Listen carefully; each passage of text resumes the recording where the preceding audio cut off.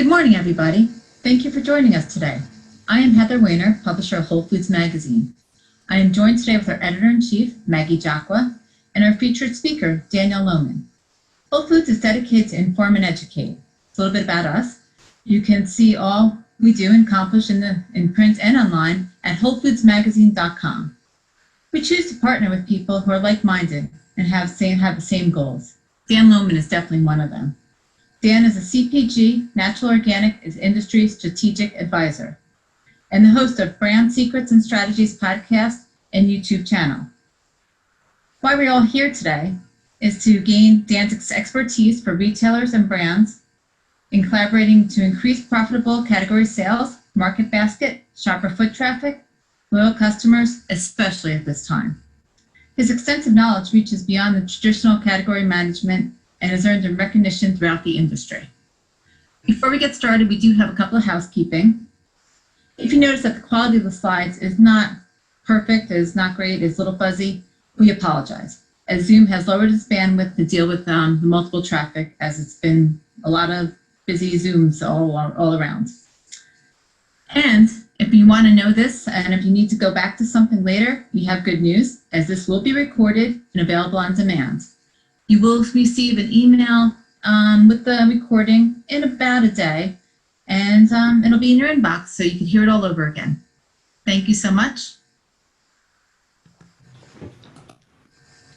Now I think Maggie's going to tell us a little bit more. Oh, I'm sorry. I forgot to hit the button for the slide. I was wondering, wait a minute, hold on. So, hi, everybody. Sorry about that. So this is the Whole Foods slide. I apologize for not having that up.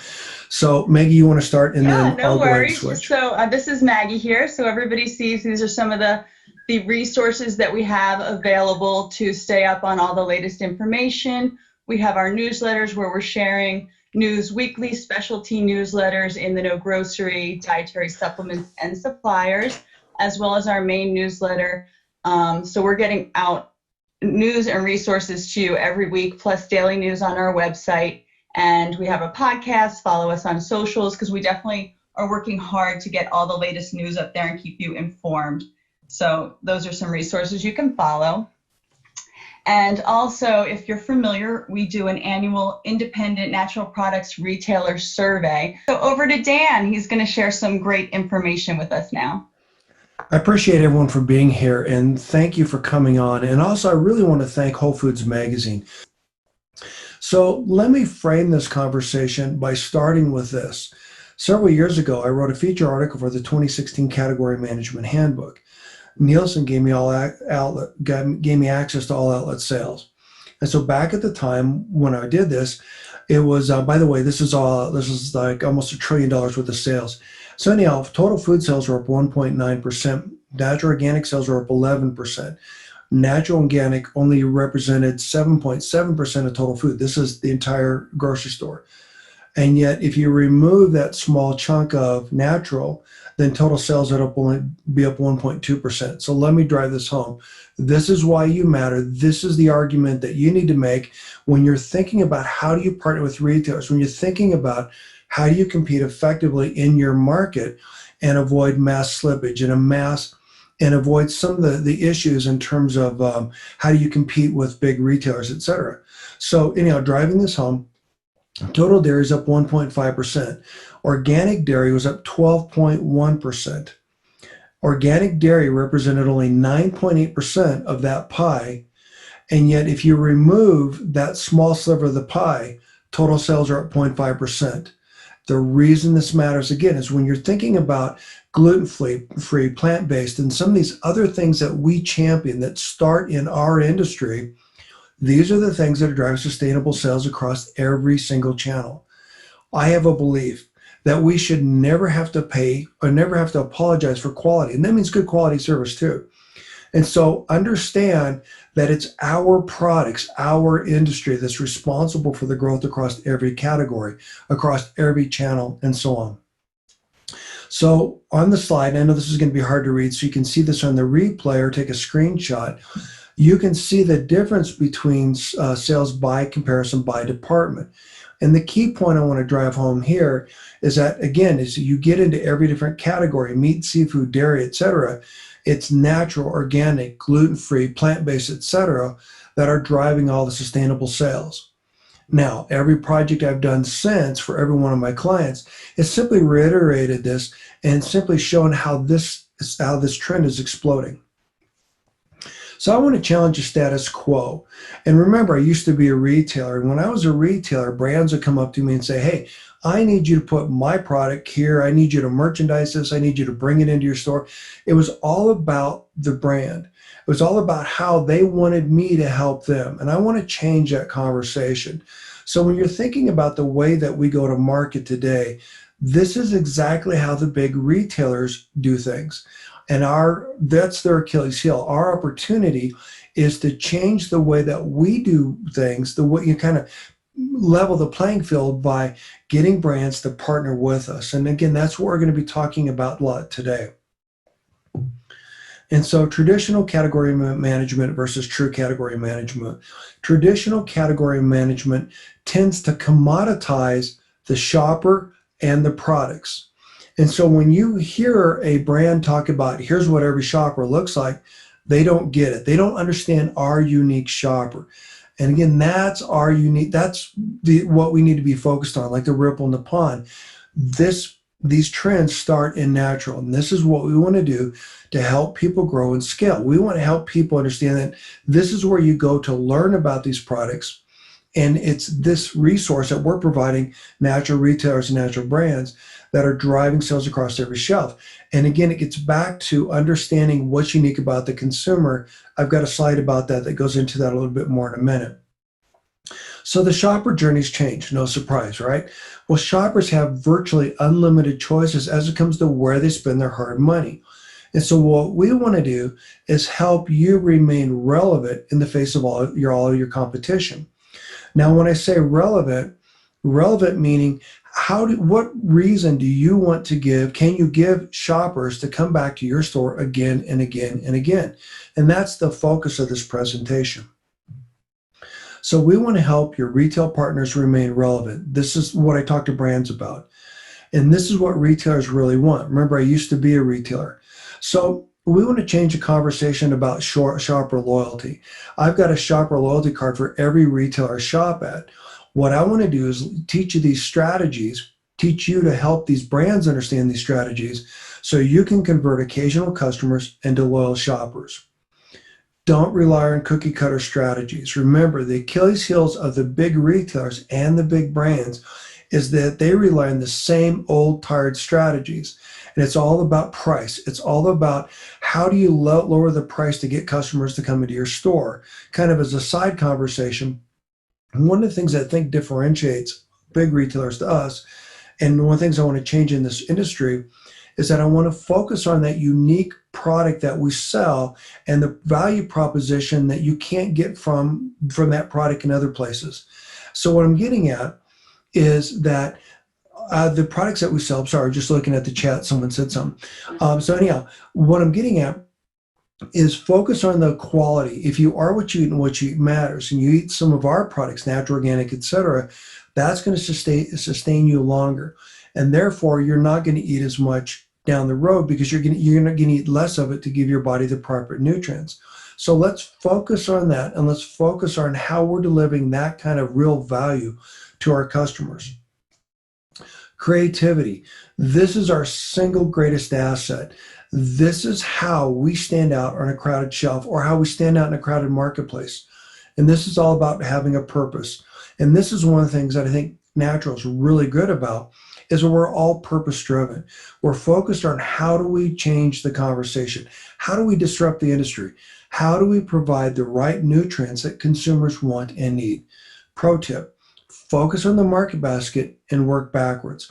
So the market basket, as you probably know, is the sum total of the sales as the customer checks out of your store. So let's focus on that. Let's think about the customer journey, and then let's work backwards so that we can help drive sales across every category in the store. Today's competitive environment demands advanced strategies others overlook. You consistently hear the big brands and the big retailers talk about some new tool or some new software. Well, they're just a variation of the same thing. The strategies I want to teach you get back to our roots. How do we leverage the strength of the brands to help us grow sales? I'm going to say that over and over again. So let me give you an example. When I started working as a DSD driver, carried a sales bag for Unilever, and Kimberly-Clark, et cetera, and as a category manager, one of the things that I did, and back at Price Club also, is as I started leveraging the brands that worked with me, that brought products in, to help educate me about that unique consumer that came into the store. As a result, when I was the grocery manager for Price Club, I was able to grow sales in my department by 252%. The way I did that was I gave customers a reason to come in again and again and again, because I gave them the assortment that they were looking for. I made it easier for them to shop the category, redesigned the category, redid the assortments, etc. And these, again, are the strategies that I want to help you with. These are the strategies I want to help the brands help you with. So I'm a huge advocate for remaining captain of your own ship. And what I mean by that is, instead of partnering with third-party vendors, brokers, distributors, etc., that all have different agendas other than ours. I mean, think about it, a broker, distributor, they're supporting several different retailers or several different brands. Let's rely on the experts, the true experts that understand their customers, understand their categories, and understand their brand far better than anyone else. I want you to help you maximize your sales and profits. I want to help you adjust your assortment and your promotional strategy. And I don't want you to farm this out. I want you to put your brands to work on your behalf. So what I'm getting at is that retailers need brands as much as brands need retailers. And by changing this conversation, we're going to teach you how to leverage the brands on your shelf, how to identify which brands can bring you more insights, more strategies, etc., that are going to help differentiate you. So brands and retailers need to have a collaborative partnership. Savvy retailers need brands willing and able to step up and help them grow sales. And again, this is the big point of differentiation. This is where we're going to help you stand out in a crowded marketplace. This is how you become more than just another package on a store shelf, another retailer in a market.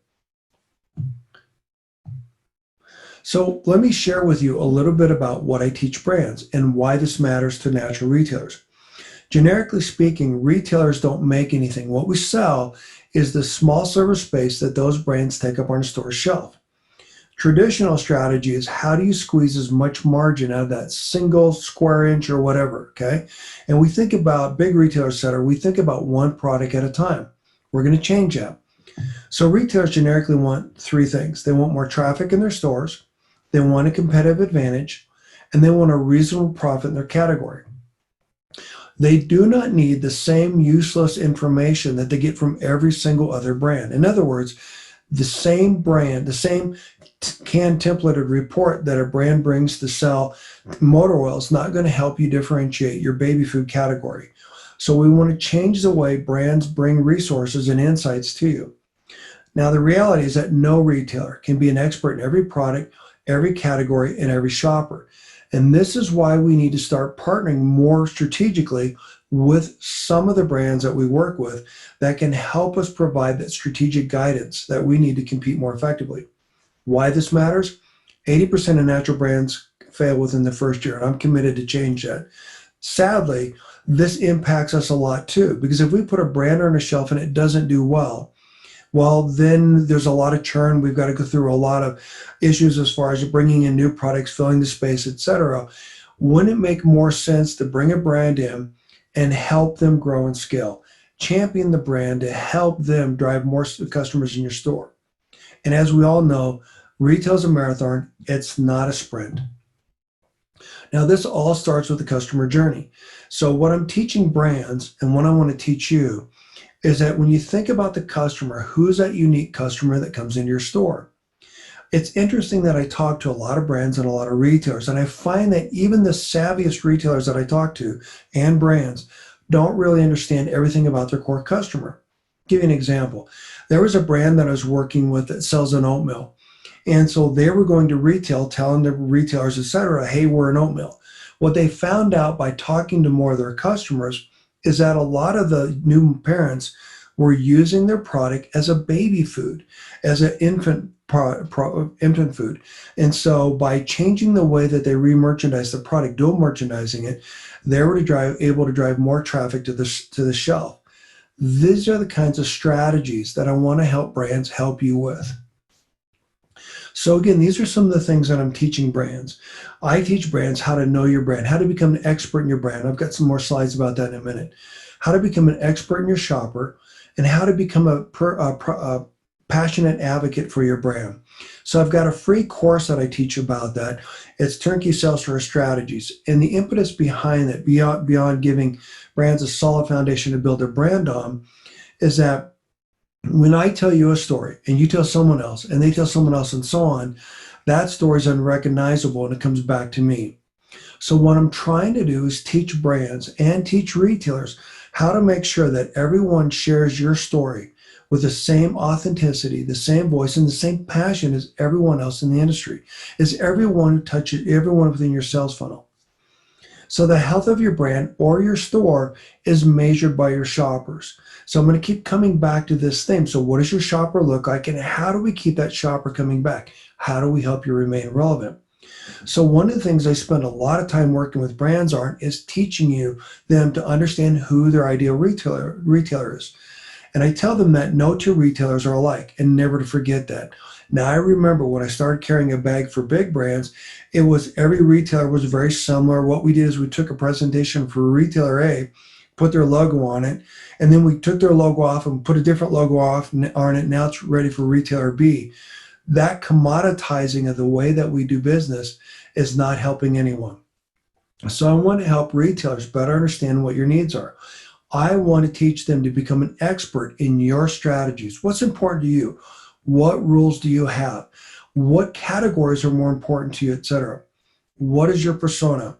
How do you want customers to view you in the marketplace that you serve? How can a brand help you amplify that through their strategies? And of course, I always want the brands to help put you first. Always, always, always. Instead of thinking again about what they want, how do they help you get what you want? And remember, this is the strategy that I came up with where I was able to push around big brands, including Procter & Gamble, Frito-Lay, etc. And the way I did that was to make sure that I was helping the grocer, the retailer, understanding their problem and developing my strategies around how I could help support them. And I tell brands never to assume anything, never to apply a cookie cutter approach, and always question how can you improve the shopper journey? How can you make it easier for customers to come in and find and buy your products? And to focus, of course, on the long-term relationships. Sadly, in this industry, it's all about transactions. How do we get in, get out? How do we sell our product? How do we make our numbers? Instead, let's focus on that long-term relationship. I tell brands that they need to become a value-added solution, and they need to give you key, insights into key trends that are going on in the market. In other words, since you're so focused on running your store, what's going on in different markets that might be applicable to you? If a brand can bring you those insights, that's going to help you gain a competitive advantage perhaps within your market. And of course, never to forget that shoppers have virtually unlimited choices. Shoppers can't buy your products if they can't find them. They'll go somewhere else. And if I can help a brand drive more customers into your store, then that's the win-win at the end of the day. So I tell them to always be prepared for every appointment and always show up prepared. And in every single opportunity they get in front of you, to always leverage that opportunity as an opportunity to educate you about the customer that buys the product, about new trends, about things you need to be aware of, other things that are going on in the marketplace, etc. So we talked a little bit about market basket. Now the pros and cons are that, again, big brands, big retailers, they're focused on the profit from that single item. That's the strategy. Those are the tools that are out there today. Instead, think about how your customer buys your products. Remember back in that slide I showed with the pie art, literally had the pie about organic, that survey that I did? What I want you to think about is when a customer comes into your store, what else do they buy? If a customer comes into your store to buy organic bread, they're probably going to buy organic dairy, organic spread, organic, a bunch of other stuff. That super premium customer is going to be a lot more valuable to you as they leave your store.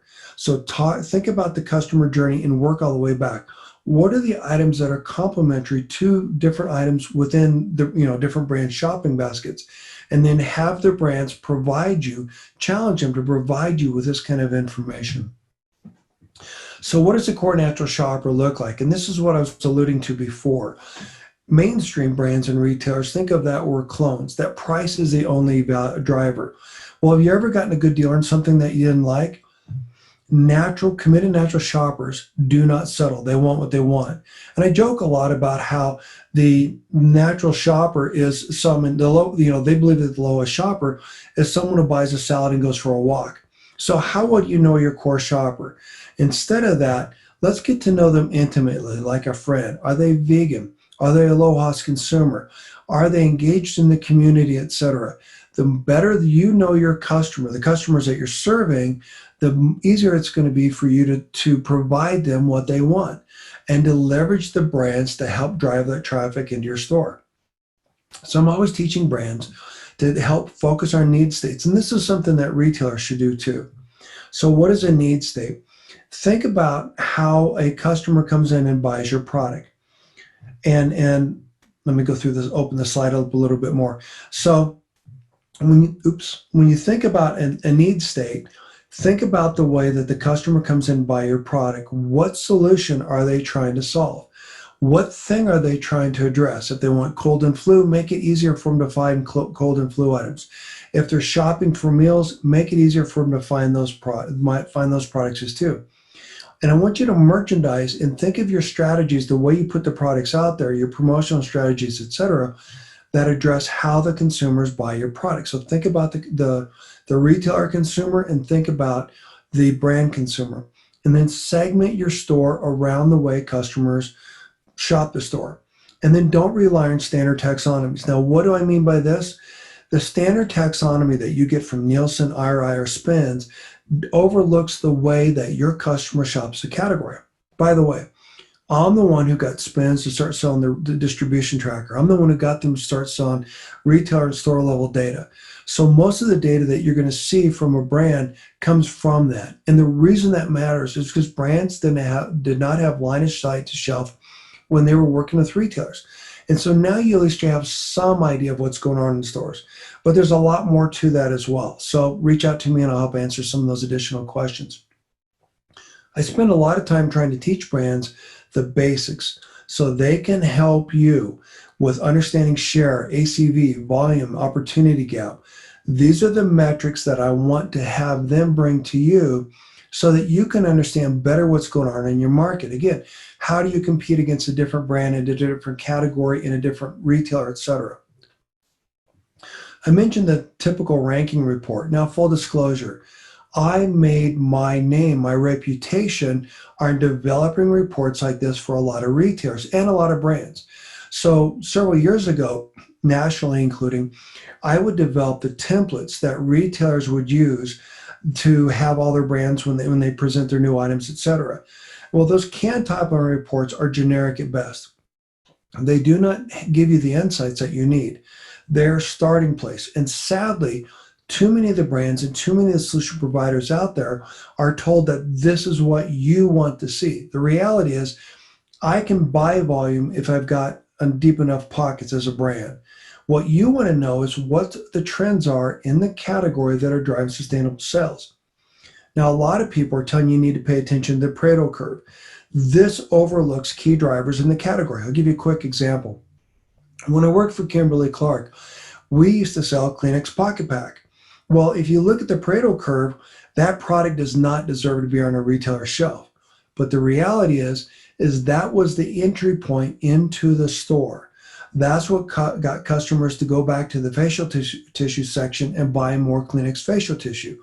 And when they bought more facial tissue, they bought more soup, they bought more soup, and they bought a lot of the other products back to the market basket that the retailer wanted to sell. So even though that product fell well beyond where it should be in terms of the Pareto curve, That product was a key driver for the category, and in its absence, the category would not have grown as much. In addition to the fact that we gave the retailer a nice margin on the product. So there's a better way. And what I teach brands, what I want to teach you is to focus on contribution. What is the contribution the brand brings to your store? So when you look at this chart, hopefully you can see it okay. You can see that the brand A is not the top selling brand in terms of total dollars, but it is the fourth ranked brand in terms of contribution to the category. In other words, what kind of profitable dollars do they drive to the category? And that's actually determined by where they're in distribution and how often they promote and how deep they promote. That's a whole nother conversation. Be happy to have that with you if you want to reach out to me. But the point here is that brand A in this example does more to drive profitable sales in your store. And I apologize, okay, hopefully everyone can see that again. I don't know what happened there. Okay, so let's look at everything from the shopper perspective. So when you think about perception, think about how does the consumer view your store? What's unique about your store? What is their perception they have? Do you have a good selection? Do you have good customer service, etc.? One of the things that I want you to do is think about the 80-20 rule the right way. And what I'm getting at here is you want to have some of the top selling items that other brands, other retailers have in the market, and you want to be price competitive on only those items. And then you want to use those unique items that only you carry to get the margin. So in other words, if I walk into your store, what do I think about your store? What do I think about your selection? What do I think about the way you've merchandised? What do I think about your pricing? If you can give me some point of reference, some point of comparison between yourself and other retailers, and I view you as being a good value, fair pricing, etc., then I'm going to come back again and again and again because you're going to have the items that I want. But more importantly, my perception of you is that you're the retailer that I want to do business with because you're friendly, all that other stuff. So focus on that. I'm a huge fan of integrated segregated. This is something that big retailers don't do well. I hope that you're doing this well. And what I mean by that is put all the products that are similar together based around the way the customer shops. So I'm teaching brands how to leverage these strategies. And I teach retailers how to do this too. I've done a lot of work with a lot of different retailers, including co-ops, etc., about helping them identify what is the optimal assortment to have on their shelf to drive more traffic into their stores and keep customers coming back, to make it easier for customers to find and buy the products that they want. I also tell brands that they need to become prepared, remember? And one of the things I try to get them to do is first understand what your promotional schedule is. How do you support the different categories that you've got? And then teach them to overlay their promotions on it. So when they come to you and say, hey, can you please put my product on your shelf? They're telling you, here's how I'm going to support it. Here's what I'm going to do to make sure that I'm merchandising and make sure that I've got the TPRs, all the different things that I'm going to do to support my brand for every SKU and for every different product grouping that I sell. And by helping you long in advance, I'm going to help you make sure that you've got enough product on the shelf to support the promotion. This is another thing, kind of as a side note. So a lot of times, in fact, actually the distribution tracker was born out of this. I was working with a retailer that had a promotion on a legacy brand, but the product wasn't in distribution in every one of their stores. And so what happened was they had a great promotion and they were driving a lot of traffic to the stores. Well, customers were showing up at the different stores that the product wasn't in and saying, where can I buy that product? So then the retailers scrambled. They called their distributor, said, hey, I need as much as you can ship me. And so they finally got the product in. Well, there were out of stocks and issues and so on and so forth. People can get their products. The promotion ran out before they got all the products in, etc. And then the other issue was because they didn't plan ahead of time, the other retailers that had that same promotion the next week, they failed miserably too. So my point is this. When a brand comes to you to promote an item, they need to tell you, here's what my average turns are. Here's what I anticipate selling at this price point when it's displayed, etc. and telling you how much product, incremental product, you need to have in the back room to support the promotion so that you don't have out of stocks, but at the same time, you don't have any additional back stock afterwards. And then coordinate it with in-store demos and so on. So scorecards. I'm teaching brands that they need to come to you with a scorecard. This is when you can expect the product, and this is when you can expect the demo people to show up, and when you can expect the TPR. This is when I need you to make sure the product is merchandised in a display or something like that. So remember, what gets merchandised, what gets measured gets done. And so scorecard example, scorecards need to be smart, measurable, attainable, realistic, and timely. And I'm trying to teach brands, and this is a strategy that retailers should use too, that you want to be thinking ahead. You want to be able to scheduling things. And so if you had a brand, for example, that came to you and said, okay, we're going to promote in the category, and this is when we're going to promote. And then another brand in the same category comes along and says, okay, this is when we're going to promote. And you can overlay those different promotions so you can maximize your foot traffic in the store and take full advantage of that brand's traffic to differentiate you in the market. And then, of course, I always teach them about KPIs. Now, the key thing here is what's important to you, the retailer. What should the brand be thinking about when the brand is putting together their strategies?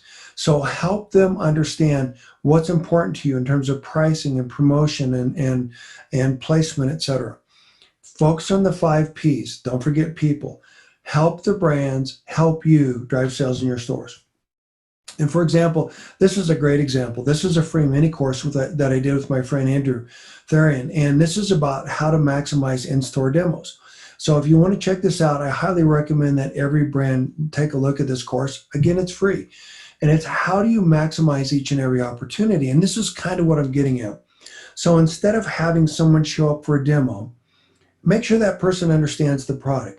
Make sure that person's an expert in your store. What do you expect? How do you merchandise the product? What's unique about the customer that you're trying to sell the product to? And leveraging all these strategies, and then coordinating it with you and the brand and the distribution company, etc. So you want to check that out. And what I would encourage is you to have every brand that calls on you take these courses, listen to the podcast, and then challenge them to bring you strategies like this so that they can help you out. As I mentioned, your business plan needs to be so thorough that anyone could run your business on your behalf and in your absence. And so a lot of brands today are reactive, and I want to teach them how to be proactive so they can help you prepare for what you need to know so that you don't get caught flat-footed. I tell brands all the time that it's your name on the package. If a retailer has an out of stock, it embarrasses the retailer. It is a bad reflection on your brand. And when a customer comes into a store, they're not going to blame the retailer, they're not going to blame the distributor, they're not going to blame the broker, they're going to blame the brand. So by help teaching brands how to make sure that you don't have any out of stocks, etc., that's going to help you compete more effectively. So again, leverage these strategies with your brand partners. So one of the things, and this is an illustration of one of the courses I'm putting together, it's teaching brands how to leverage your trade marketing. If I'm a brand and I come to you and I say, well, you want me to do 5 promotions. I go, well, I really can't do 5 promotions, but you know what? I can do 3 promotions much deeper. And because I'm an expert in knowing how to promote, when to promote, etc., I can drive more sales by leveraging my social media, etc. And so why does this matter? Increase distribution back to the brand, and this can help you as a retailer. Make sure your products are available everywhere a customer shops. Efficient trade spending, maximize promotions, maximize every promotion so you can get the highest ROI from a brand, but also as a retailer. Category leadership. A category leader, in my mind, is any brand willing and able to step up and help their retail partner drive sustainable sales by leveraging the strength of their brand. And of course, higher sales and profits. And the benefit here is this is how you convert an occasional customer into a loyal shopper. This is what keeps your shoppers happy and keeps them coming back again and again and again. So now I'm going to take some questions. So if you want to type some questions into the chat, Maggie's going to help me with this. If you've got any questions, you want to go a little bit further into this, reach out to me.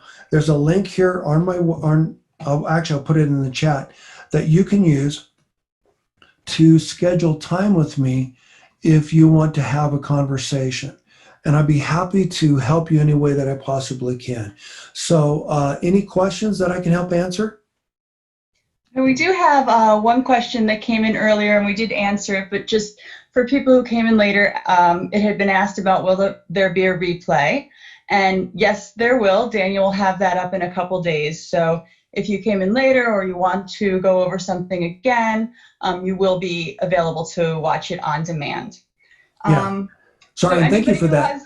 Sorry. Thank you for that. So some of the replays, I'll put some of the information out on my YouTube channel, but this one will be on demand. Thanks, Maggie. Okay.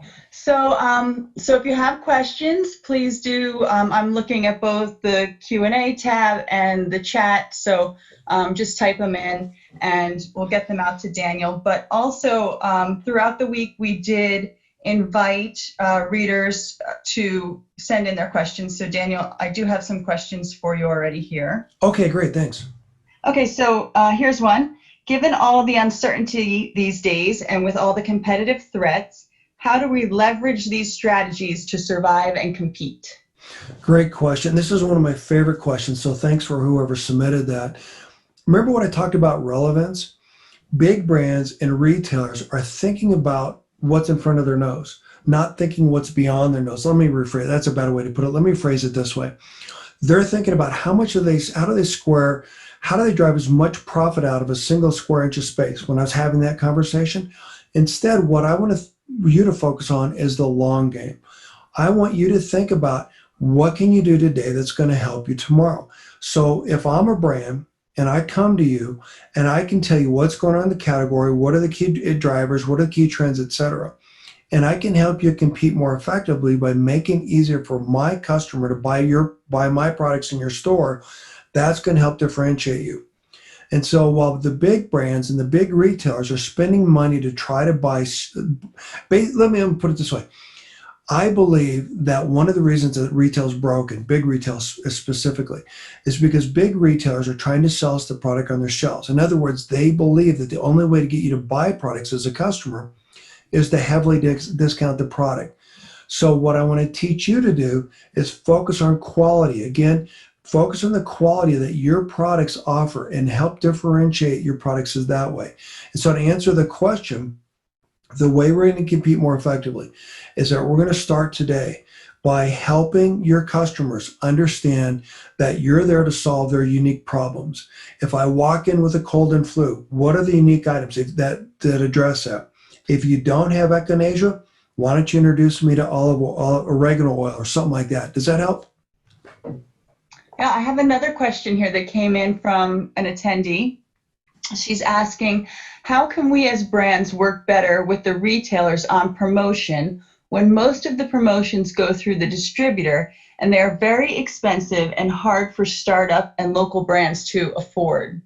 Great question. Another great question.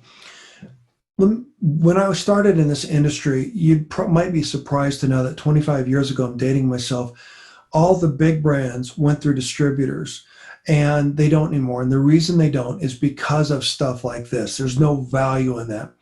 So as a brand, and again, go back and take a look at my trade marketing course. It's out on my YouTube channel, trade marketing webinar. It's one of my last posts.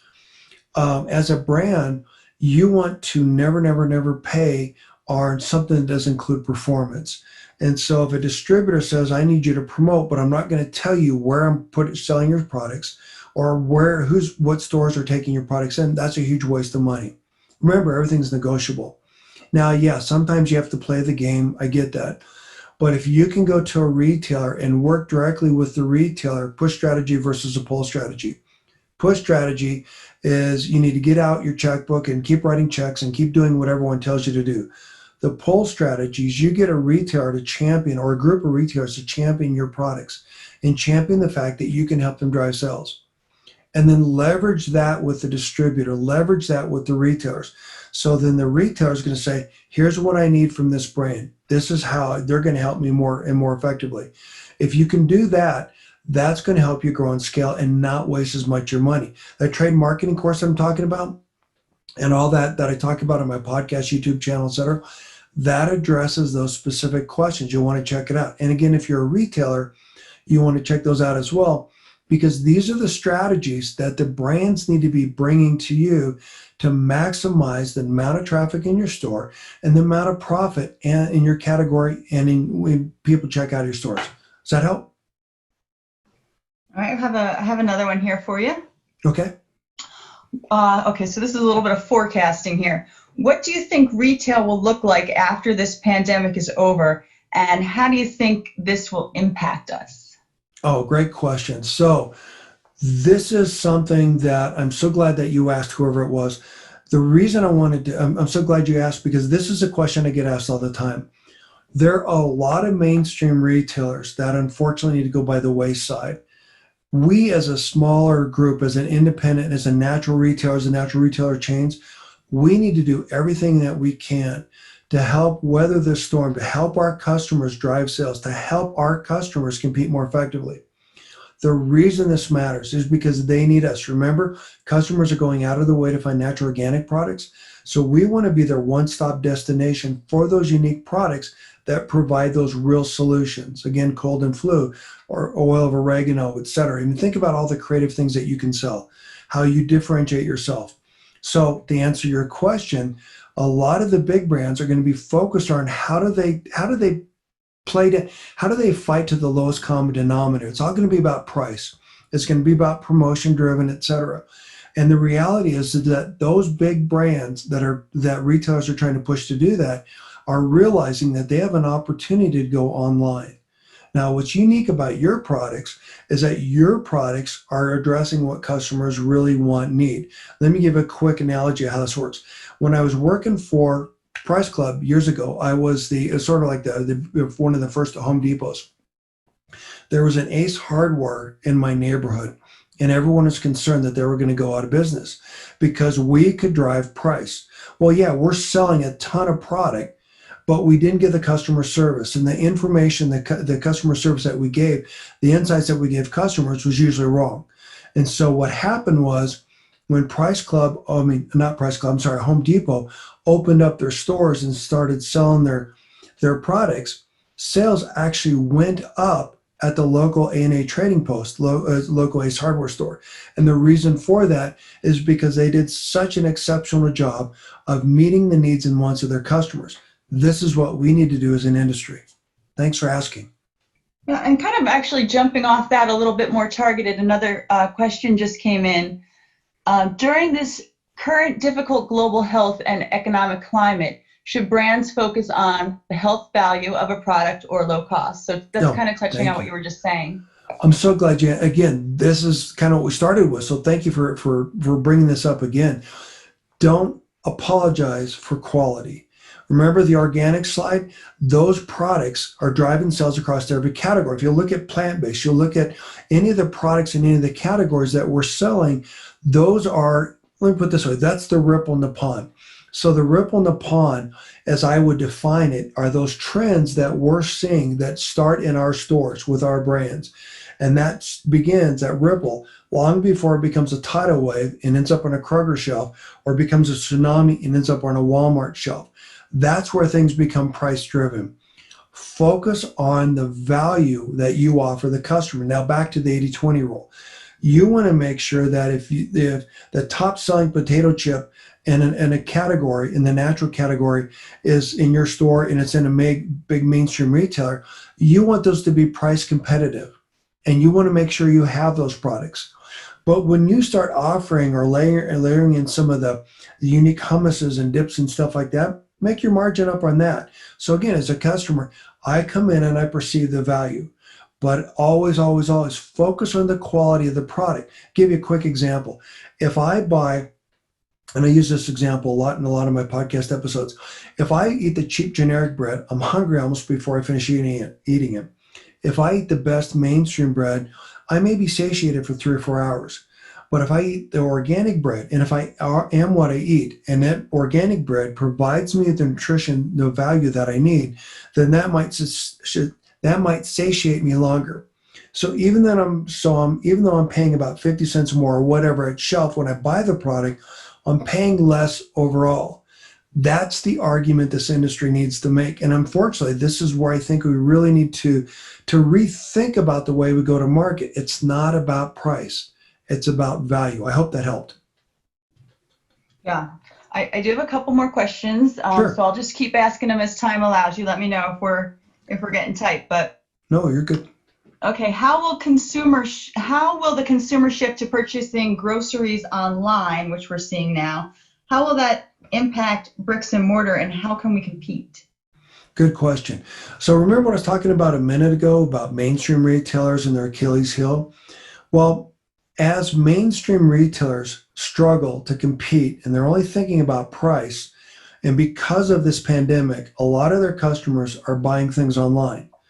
Well, what's unique about us, back to the story about the hardware store, is we're providing that real value. So remember, loyalty, it's something that's earned, not bought. It's not something some boss on a loyalty card. So if we can help our customers understand what we offer in terms of the value, the customer service, the unique products, that's going to help us remain relevant. That's going to help us compete more effectively. So when this is over and the big brands are struggling to get those customers to come back into their stores, we'll still have our customers coming back in and learning about our products. And so, okay, another question I get that's kind of along those lines. What if I buy a product, a supplement, doesn't matter, in a natural health food store, and then I get to go buy it online because I can buy it a little bit cheaper? Not always. If you do the math, sometimes it's actually more expensive if you pay for shipping and all that other stuff.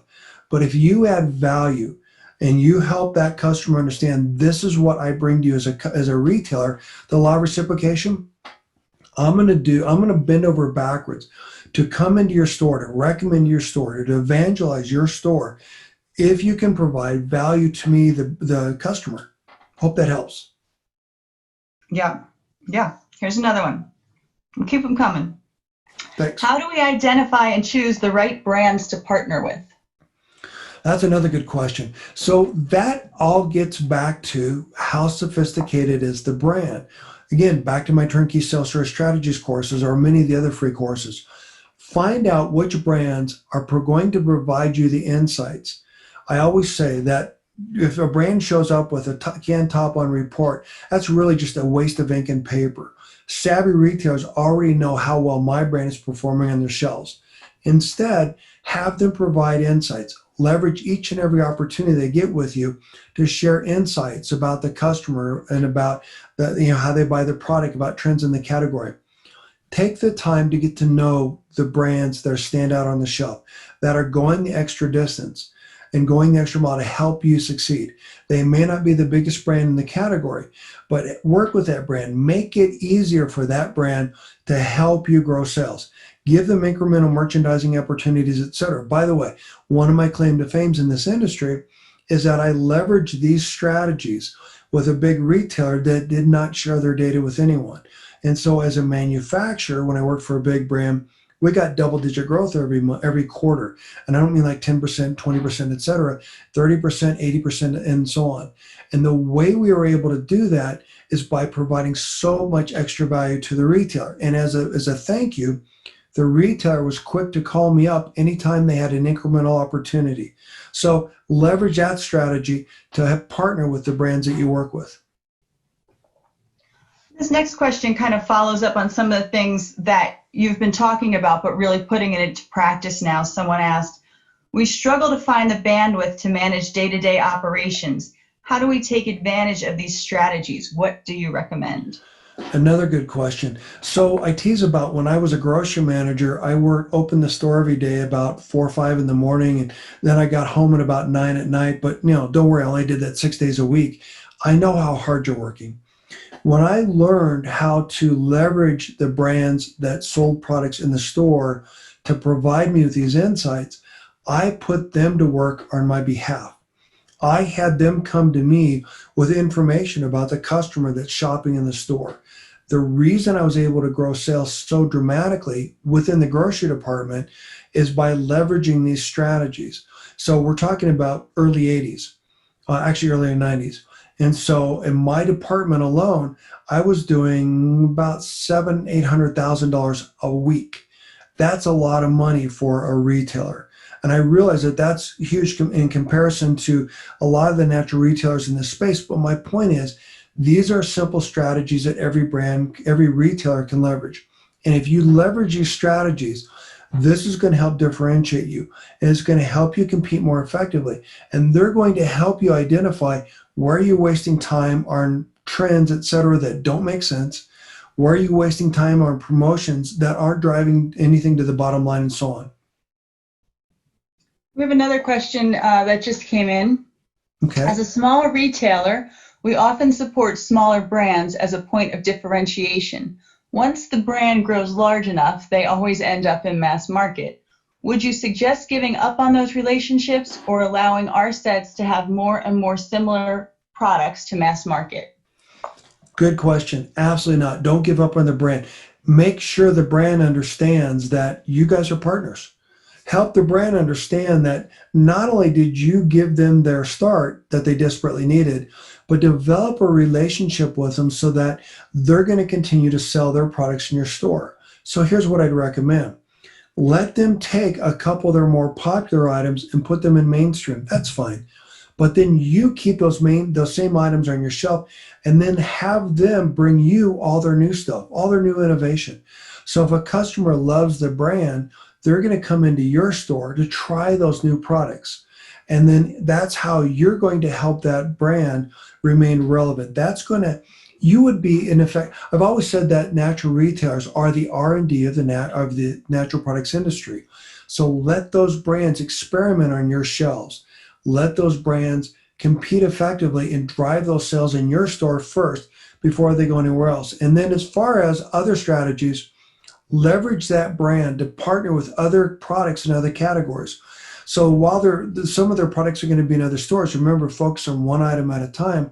Instead, you're thinking about the creative things that they might be able to do. For example, on one of the podcast episodes about Expo West, I talked about how once upon a farm, a baby food company should partner with food stores. Now, it might seem like a normal partnering, but the reality is that when a family has a new baby, the kids sometimes feel a little bit left out. So while the baby's sleeping, the parents can make a meal, bake something with the children. And so by partnering together, I'm increasing the lift from the promotion, I'm increasing your market basket size, and I'm keeping that customer coming back to your store. These are the kind of creative strategies you need to be thinking about. Yeah, that's actually a point that came up a lot in our retailer survey as well, this shift. Here we have another question here. Will you be offering any free online courses, and if so, where can I find them? I will give you the link. Now, everything's available on my website. And thank you for asking that. So I'll give you the link. There's the link to the courses. So if you go to my website, Brand Secrets and Strategies, you can get to the podcast, get to the YouTube channel, get to all the free courses. There are about, it's kind of embarrassing, about 300, almost 400 articles on there, in addition to 182 podcast episodes and about 60 or 70 YouTube videos. Way too much content. Just kidding. But you could get lost there. But the point is, my website, and thank you for asking, is dedicated to be a resource to you and the brands that you sell. So again, please help me share this. Excellent. That's all the questions we have coming in. So Great. I guess I'll toss it back to you for any wrap up or any final takeaways you want to leave us with. I appreciate it. Thank you so much. And again, I want to thank Whole Foods Magazine for helping me on this journey, helping me raise the bar in natural. I want to thank them for being a part of this and being and allow me to help support them in terms of content, etc. And so this is something that I want to continue doing. Keep looking for different podcasts, different webinar episodes, and let me know what I can do to help you grow and scale. Let me know what I can do to help you get your products on more store shelves in the hands of more shoppers, or if you're a retailer, how to help you compete effectively in your market. Thank you so much for your time.